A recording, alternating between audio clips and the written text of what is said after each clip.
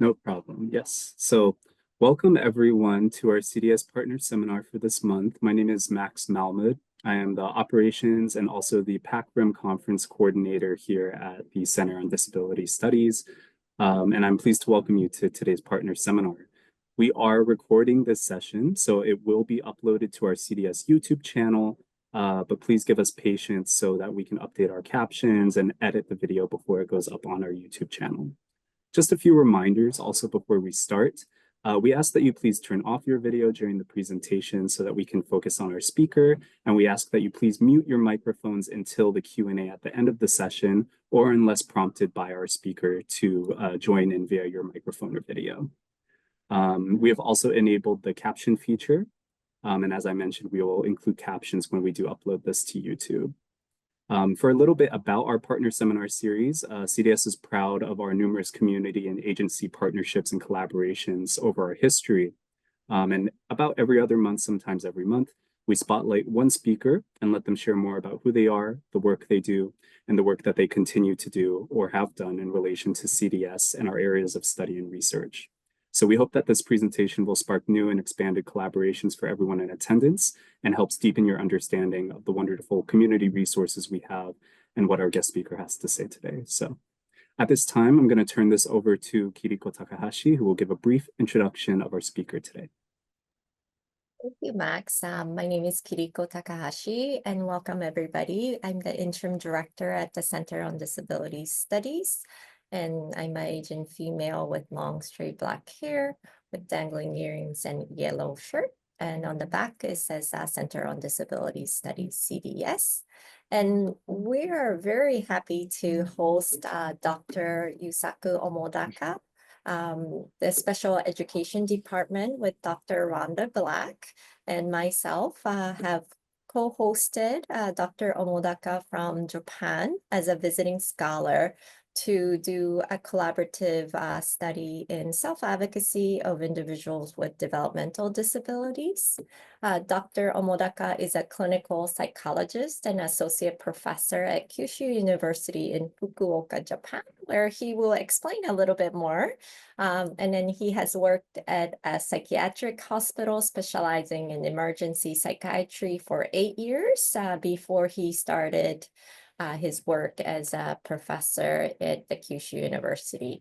His interests are in supporting students with difficulty accessing necessary resources, and he's currently conducting research at the University of Hawaii here at Mānoa on Japan-US international cooperative research on establishment of a multi-layered support system for students with developmental disabilities. That's a mouthful title, but I'm sure he's going to explain to us and demonstrate some of the findings that he has already started seeing today. So without further ado, I'd like to pass it on to Dr. Omodaka. Okay. Thank you, Dr. Takahashi. Can you hear my voice? Yes. Yeah. Okay. I will share. Okay. Hello, everyone. My name is Yusaku Omodaka. Please feel free to call me Yusaku. Thank you for joining today's webinar. First, I would like to thank Professor Rhonda Black and Dr. Kiriko Takahashi for preparing this event. Without their help, I couldn't have come to Hawaii. I also appreciate Max Malmud for his help with the preparation until today. Thank you to Lisa for getting the room ready here. I am also always grateful to Kaori Burgard from the College of Education for helping with the procedures. Thank you. Since July 2024, I have been doing research at the University of Hawaii at Mānoa. Time has passed very quickly. Yeah, time is fly. And I will return to Japan in March next month. I talk with my family on the phone every day, but I worry because I haven't seen them for a while. At the same time, I also want to stay in Hawaii longer and learn more things. I have mixed feeling today. Before I return home, I will update you on the progress of our research in Hawaii and Japan. Today's agenda is as shown on the slide. First, I will talk about some personal matters. Then I will explain how my experiences led me to become a university teacher. This is because the people I met and the volunteer work I did are connected to my current research. Next, I will introduce two recent research projects that started from student support at the university. Finally, I will report on the progress of the research being conducted in Hawaii. I work at Kyushu University. In addition, I help with consultation at a medium-sized national university and work on creating support platform for students with disabilities in Japan. Last one, MEXT, MEXT. MEXT is the Ministry of Education in Japan. Finding jobs for people with disabilities is one of the major challenges, and I have been focusing. Let me tell you about my family. I have a family of 5, my wife and 3 sons. My oldest son is 14, my middle son is 12, and my youngest son is 10. The oldest son loves playing the piano. He often plays the piano at his middle school graduation ceremonies and class chorus contests. He is also in the band club and plays the saxophone. My second and third sons play rugby. I actually wanted my oldest son to join a rugby club, but he said, if I injured my fingers, I won't be able to play the piano. Therefore, I gave up. Now my family lives in Fukuoka. I found out that Kyushu is about 10 times the size of Oahu. Fukuoka City has been chosen as the most desirable place to live in Japan. It is also one of the few cities in Japan, an aging society, where many young people gather, and it is the city with the fastest growing population. There is a lot of delicious food, so please visit Fukuoka someday. Okay. Kyushu University City, where I work, have 5 campuses in Fukuoka. The main campus, Ito campus, is the largest single campus in Japan.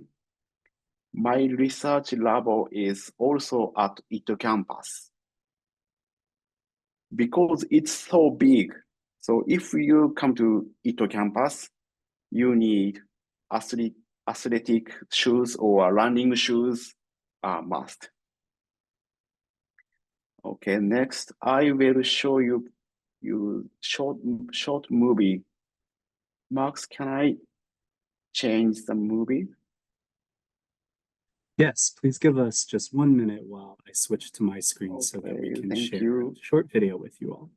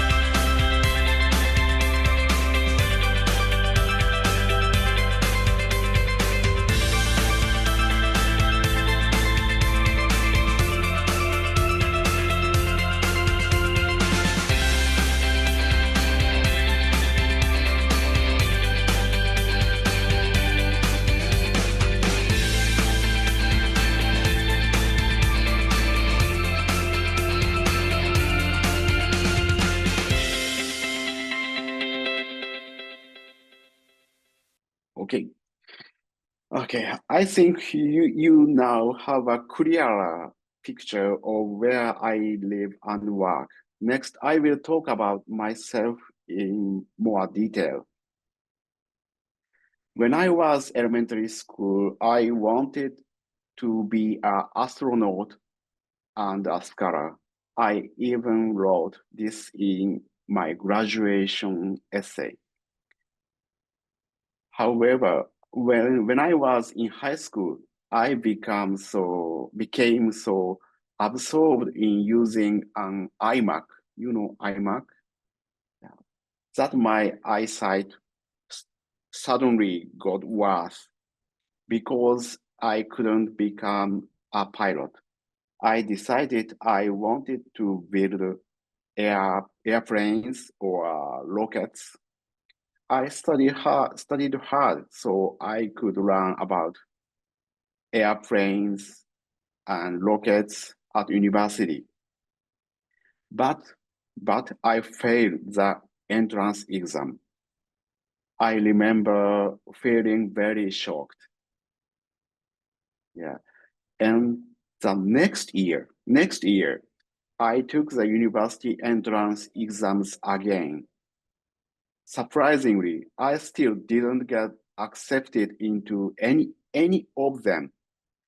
At that point, I gave up all the dreams I had held throughout my teenage years.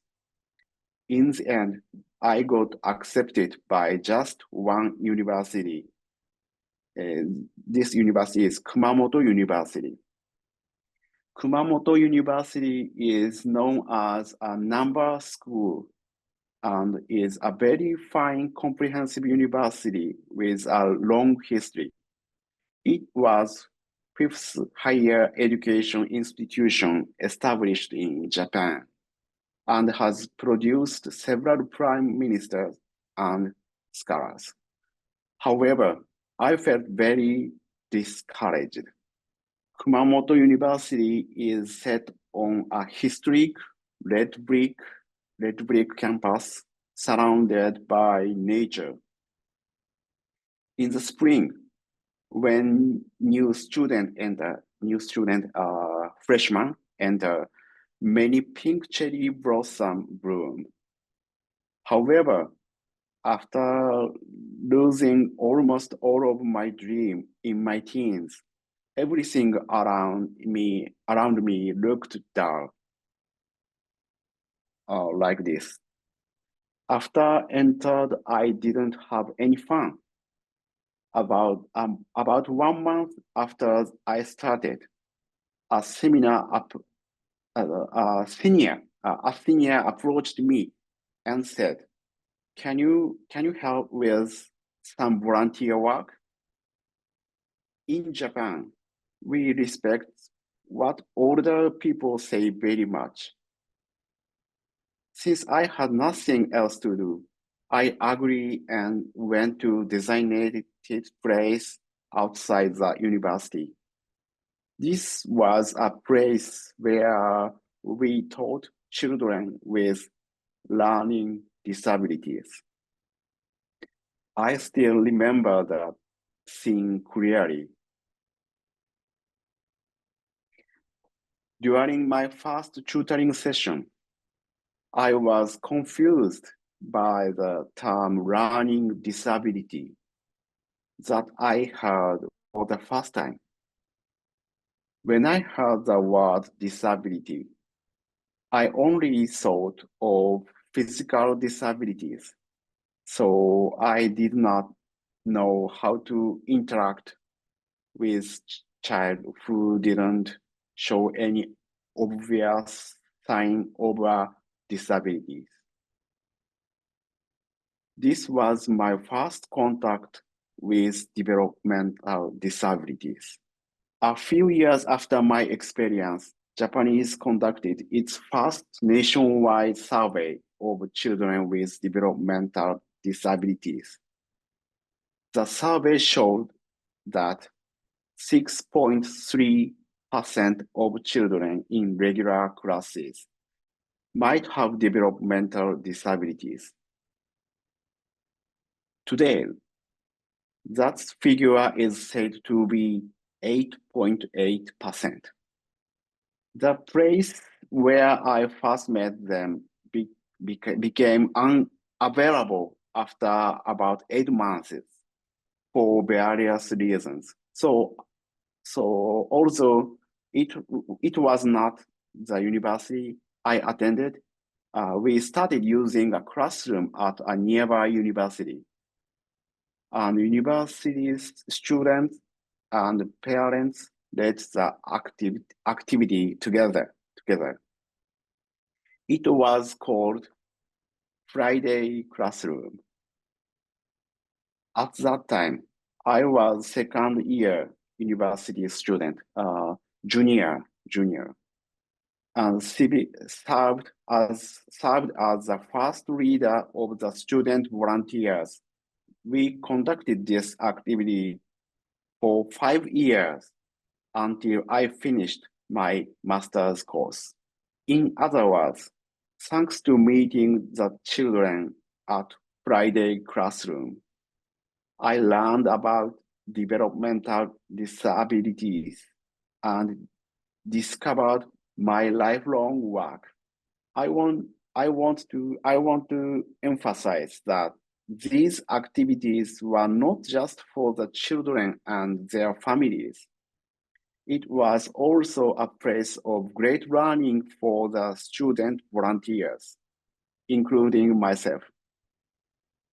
Because of this experience in my student days, I decided I wanted to research developmental disabilities and find better way to support people. Not only me, but many other students who joined these activities are now active in various fields. Elementary school teacher, middle school teacher, of course, high school teacher, special needs school teachers, kindergarten teachers, doctor, clinical psychologists, local government workers, NPO staffs, and so on. As for me, I now work at university. My story continues. I began my clinical career at a psychiatric hospital, where I worked as a full-time clinical psychologist. I provided counseling, assessment, and support for social transition to people with mental and developmental disabilities. I continued my research to clarify these needs. After that, I started working at Kyushu University. I currently teach, do research, and directly support students at Kyushu University. Many of my research topics come from questions that arise during my support work. For example, I ask, what is life like for university students with developmental or mental disabilities? And many students do not apply for reasonable accommodations or come to consultations. How can we support them better? Of course, we can guess their difficulties from our daily interaction. But while we value our intuition, we also need to look carefully at objective evidence.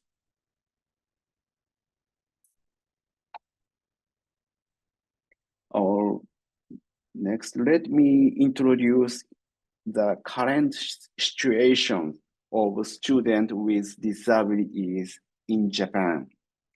This data comes from the Japan Student Service Organization, which surveys students with disabilities in Japan higher education institutions.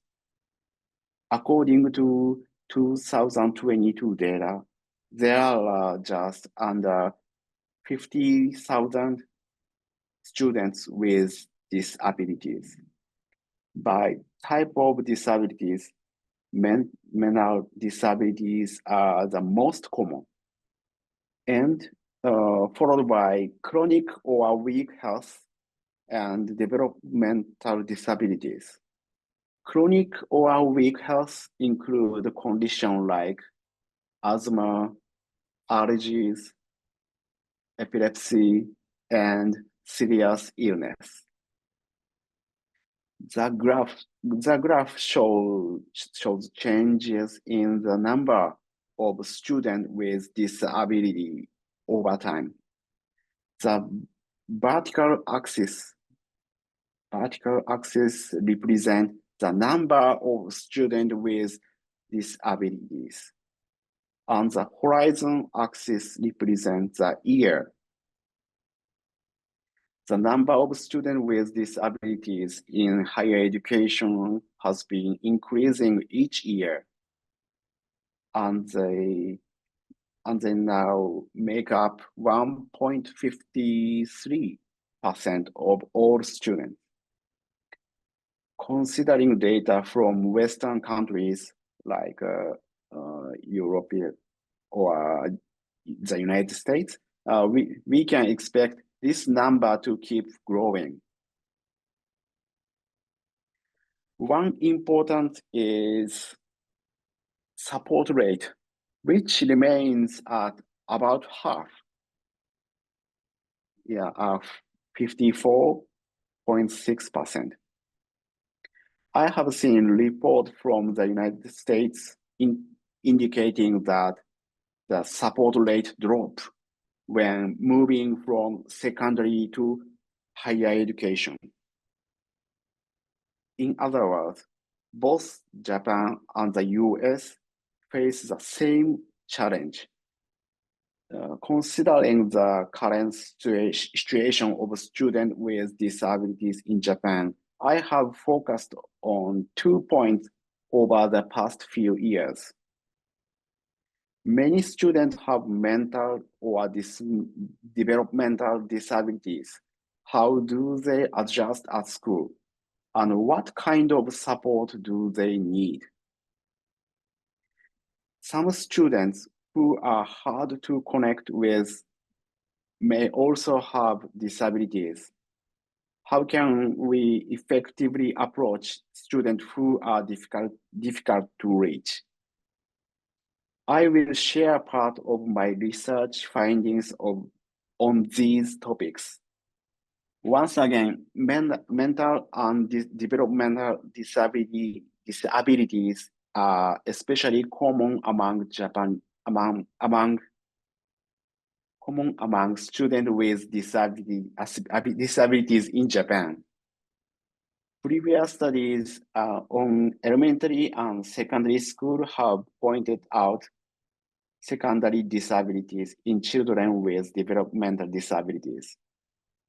All of these studies consistently stress the importance of preventing mental disabilities as a secondary disability.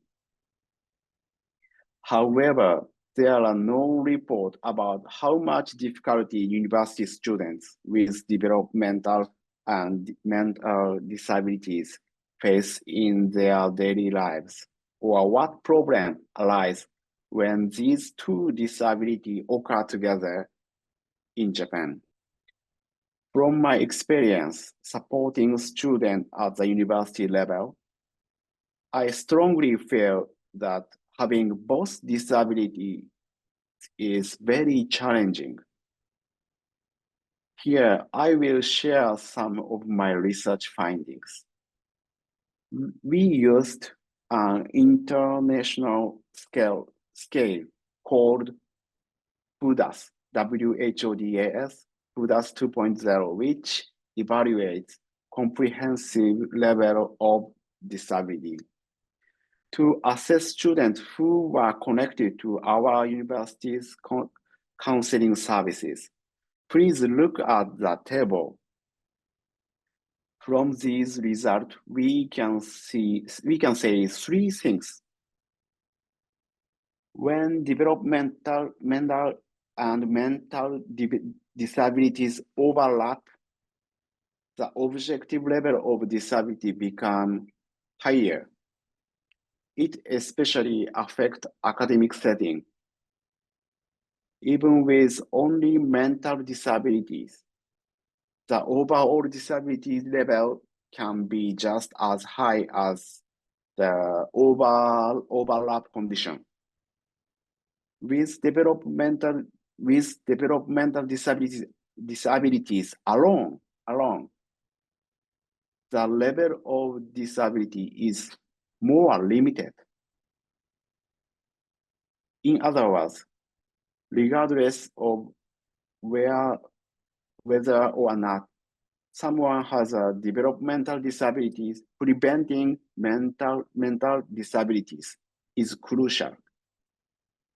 However, as many previous studies have noted, people with developmental disabilities often struggle in their daily life and academic situation, and therefore have a higher rate of mental illness than those without developmental disabilities. For this reason, a preventing approach to mental health is even more important for students with developmental disabilities. Next, I will talk about research on students who are hard to connect with support. In recent years, we have seen an increase in university enrollment rates, accompanied by greater diversity in student populations. These students have unique and specialized support needs, yet many struggle to access the necessary resource.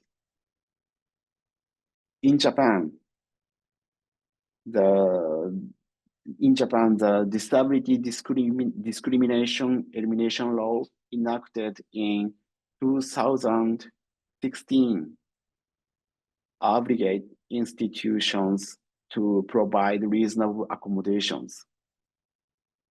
However, despite this mandate, the gap between policy and practice remain significant, leaving many students underserved. This research seeks to address these critical gaps. In Japan, there is a need for support, but some students have difficulty connecting with support. In Japan, support for students is called JOIC. JOIC means, Jo means support or help. Iku means education, so which means helping education. In other words, student support started as part of education. Because of the culture of supporting students as part of their education, how to support students who are not easily connected to support is one of the key themes in Japanese educational institutions. Our research has two primary objectives. First, we aim to assess the subjective quality of life of students who find it challenging to connect with support services. Second, we explore the relationship between disability severity and QOL. Hypothesizing two main points. First, students with difficulty accessing support will report lower QOL compared to their peer in the general population in Japan. Second, as disability or health status deteriorates, there will be corresponding decline in QOL.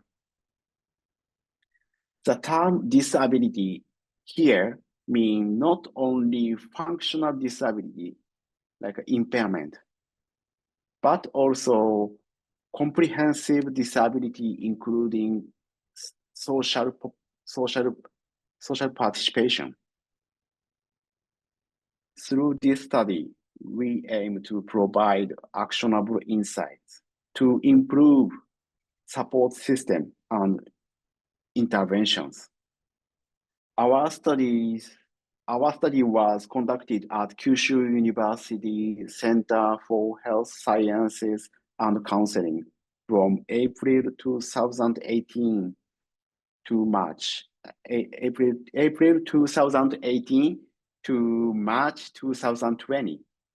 The sample included 156 students aged 18 to 37 years who had consulted the center for various reasons, including mental health concerns, academic challenges, and difficulties adjusting to university life.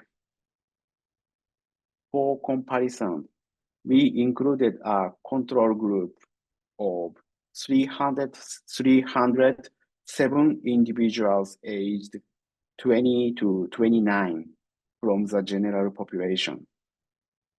The research employed two key instruments. First is the WHO QOL brief.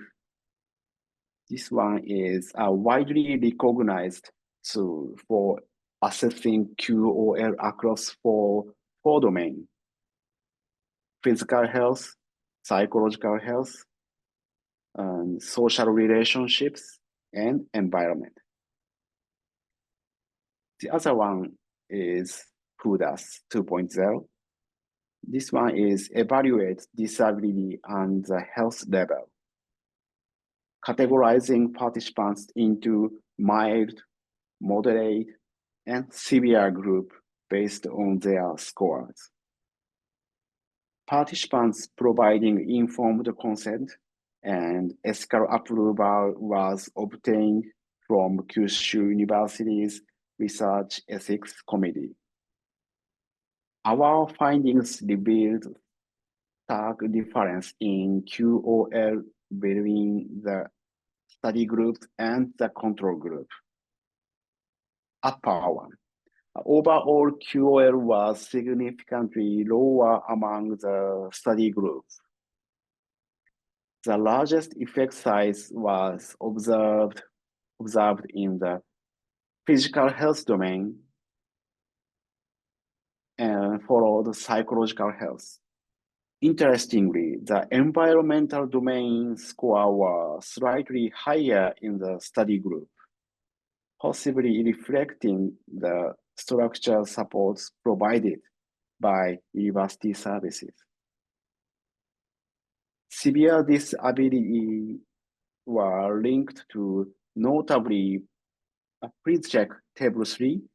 Severe disabilities were linked to notably poorer outcome in social relationships and environmental adaptation. These findings underscore the multi-faceted challenges faced by students with difficulty accessing support and highlight the critical need for comprehensive support. Okay, these results emphasize the importance of the psychological and environmental domain is shaping overall QOL. Yes, Students with severe disabilities often experience social isolation, which compound their challenges. Addressing these issues requires a multi-phased approach. Our psychological support is professional counseling services can help students manage stress, improve self-esteem, and build resilience. Environmental intervention, adjustment to physical and social environments, such as improved accessibility and peer support programs are crucial. Additionally, our analysis suggests that tailored interventions aligned with the severity of a student's disability can make a substantial difference in their overall well-being. In summary, our study highlights the lower QOL experienced by students who struggle to connect with support services. I underscore the importance of prioritizing psychological and environmental factors when designing interventions. By tailoring support to individual needs and fostering a culture of inclusivity, we can significantly enhance the well-being and academic success of these students. The results of this study are not limited to students with disabilities. However, they do provide valuable insight into supporting these students. Here are the results show that the support needed depends on how severe the disability is. Instead of focusing only on diagnosis or types of disabilities, we should offer a mix of supports that match each student's situation. Support providers should not rely only on their own experience or give only the support they specialize in. Instead, we should bring together different kinds of existing help and make necessary changes in the environment to meet each student's needs. Finally, I will share the progress of the research I am doing in Hawaii. Okay, in 1990, the Americans with Disabilities Act, ADA, was passed in the United States. It has become a model for disability laws in more than 30 countries around the world. Japan also used the ADA as a reference when creating the act for eliminating discrimination against persons with disabilities, 2016. A key point in this law is the requirement to provide reasonable accommodations. Reasonable accommodations begin with the person's own statement of intent.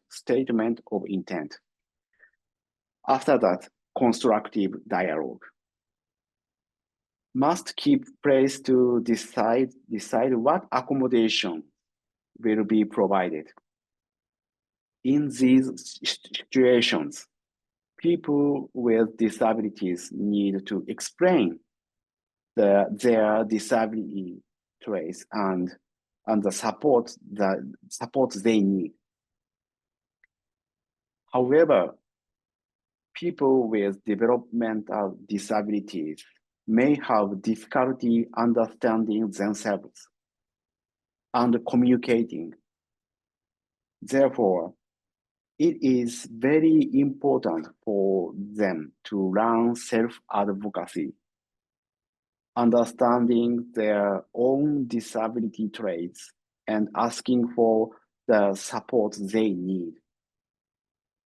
Self-advocacy are believed to be linked to academic performance and adjustment to university life for students with disabilities.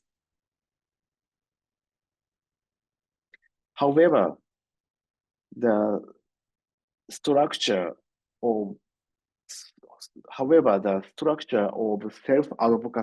self-advocacy among students with developmental disability is not yet clear. And as a result, there is a little research on how they learn these skills, self-advocacy skills. In order to consider ways to enhance the self-advocacy of students with developmental disabilities, we need to clarify the structure and characteristics of their self-advocacy. The importance of self-advocacy for students with developmental disabilities has already been discussed. Practical research on self-advocacy included the studies by Hendrickson, White, Roberts, and so on. Yeah, all of these studies point out the importance of learning self-advocacy. But each study assumes a different structure for self-advocacy. As a result, there is no clear agreement on how to assess self-advocacy. Furthermore, intervention period range from just a few sessions to continuous support over several years, making it difficult to compare which approach are most effective. Because of this, understanding the structure of self-advocacy for people with developmental disability is a key issue, not only in Japan, but also other countries. This study aims to clarify the structure and characteristics of self-advocacy among students with developmental disabilities in higher education. It focuses on autism spectrum disorder, which is the most common developmental disability in Japanese higher education institution.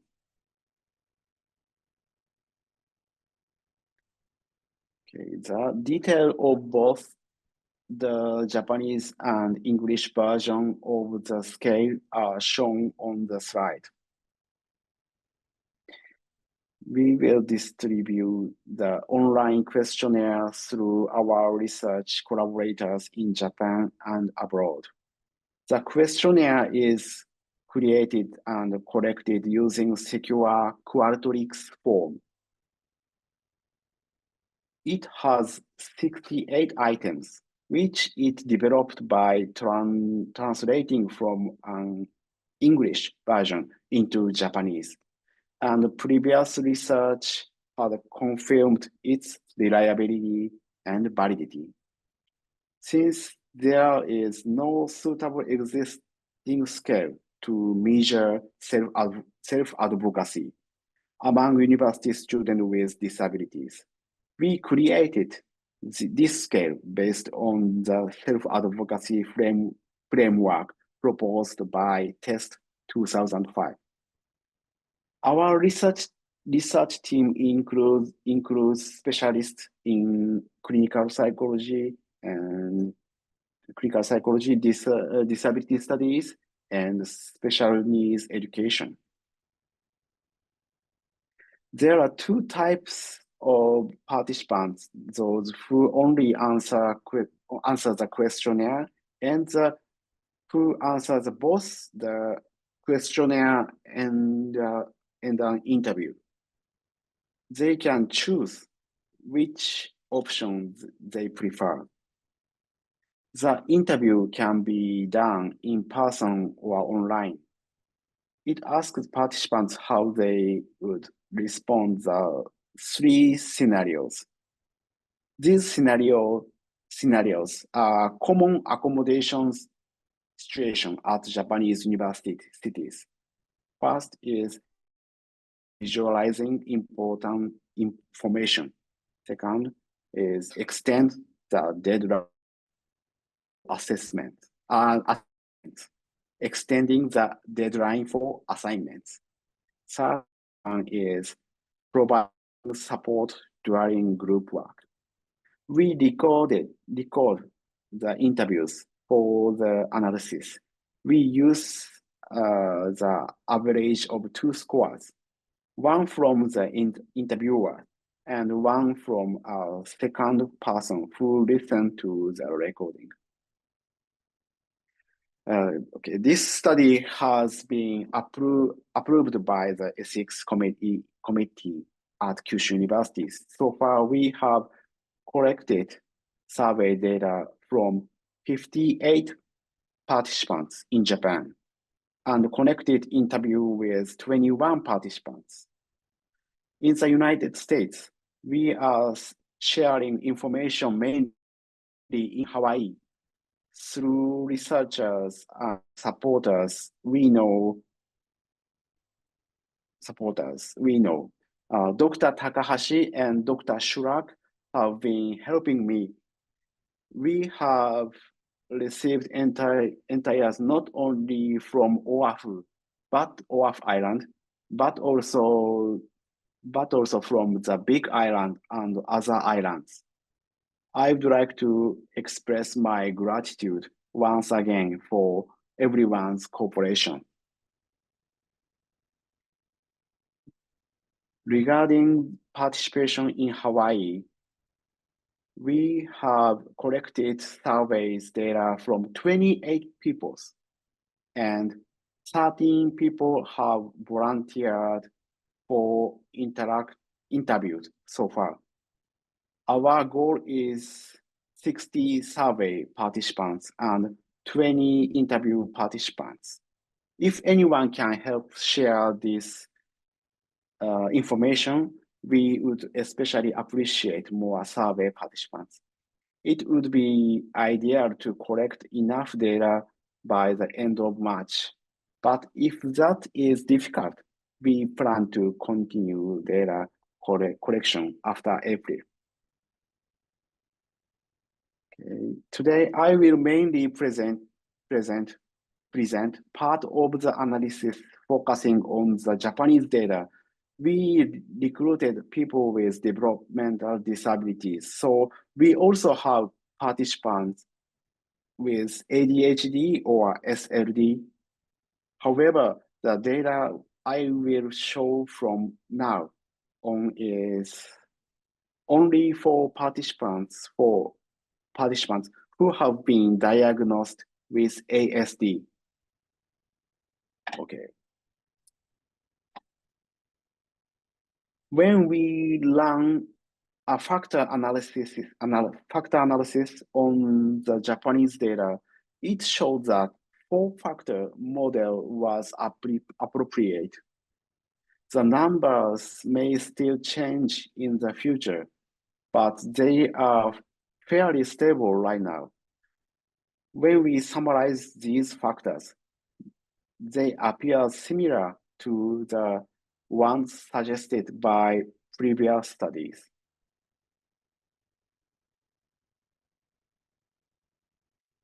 We have tentatively named each factor as shown on the slide. This seems to be very close to concept proposed by Test et al. 2005.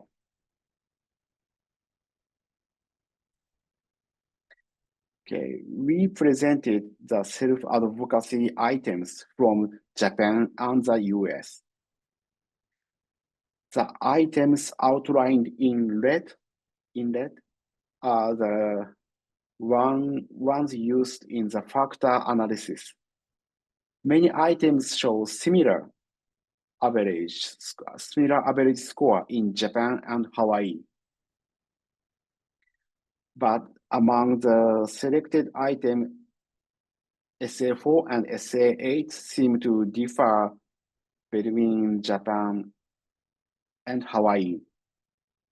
SA4 and SA8. Yeah. These two items belong to the same factors. We plan to name this factor something like commitment to an inclusive society or leadership. Yeah.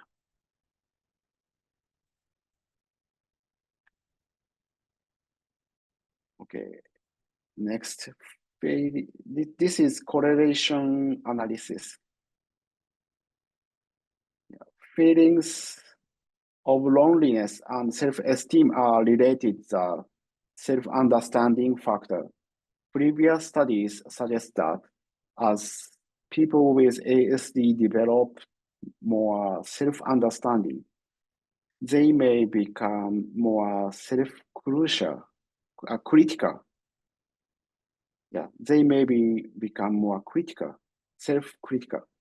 This indicates the importance of having a supportive environment.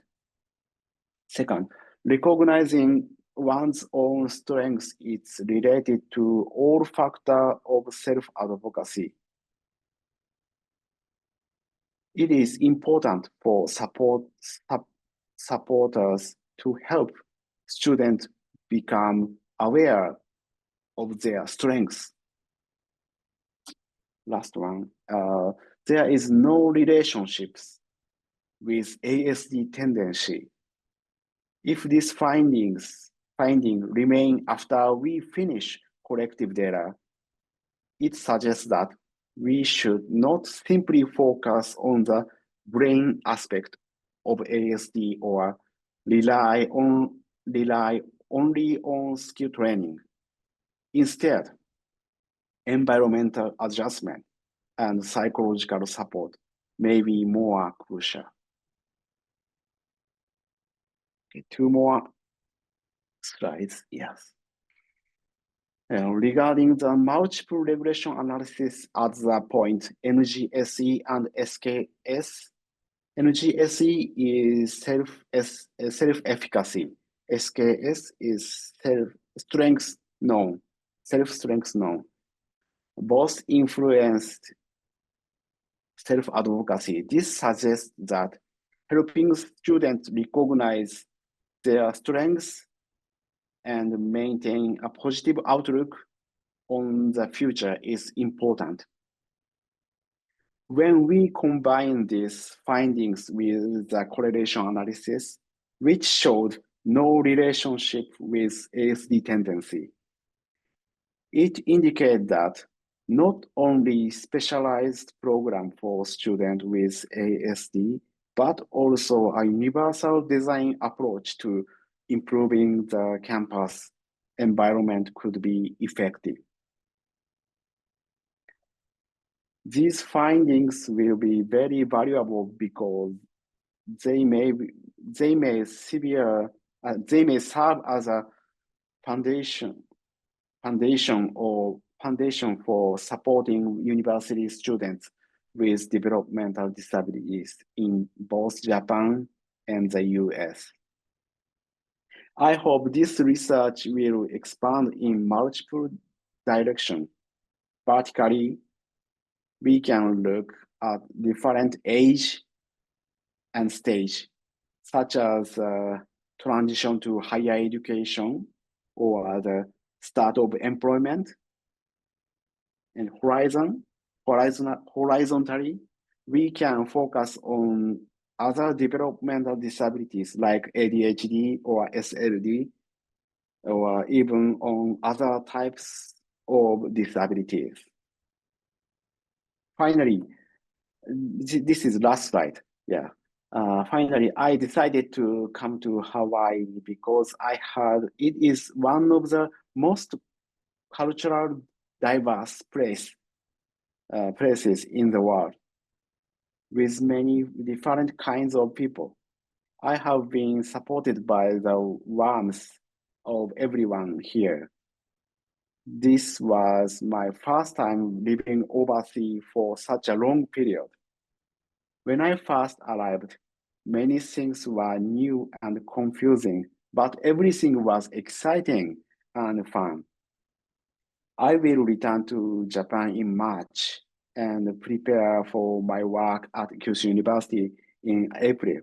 I wish I could have talked with everyone more, but my English is not very good. I'm still learning English, so I apologize for any inconvenience. I hope I can visit the other island before I leave. Thank you very much for today. I hope to come back again, and I look forward to seeing you then. Thank you. Thank you so much, Professor Omodaka. Sorry, I'm not Thank sure if my you. video is working right now.